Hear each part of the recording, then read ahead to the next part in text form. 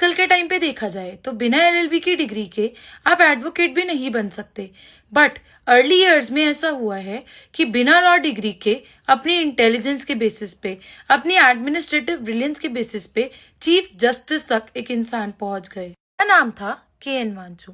1903 में इनका बर्थ हुआ और इन्होंने इलाहाबाद में अपनी बीए कंप्लीट की। 1924 में इन्होंने इंडियन सिविल सर्विस में ज्वाइन कर लिया। 1926 में ये अपनी इंटेलिजेंस के बेसिस पे यूपी में जॉइंट मजिस्ट्रेट बन गए। उसके बाद 1937 में ये सेशन और डिस्ट्रिक्ट जज बन गए। 1947 आते आते तक ये इलाहाबाद हाई कोर्ट में जस्टिस बन गए और उसके बाद राजस्थान में भी हाई कोर्ट में जस्टिस बन गए।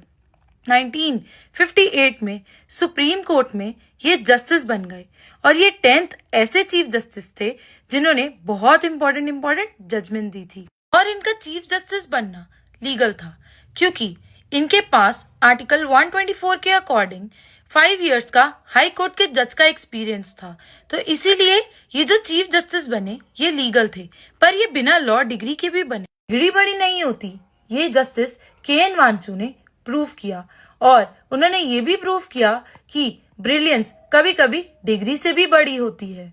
नेक्स्ट टाइम आपको कभी कोई बोले कि डिग्री बहुत ज्यादा इंपॉर्टेंट है तो आप ये स्टोरी उन्हें सुना सकते हैं और ये एग्जाम्पल उनके सामने रख सकते हैं।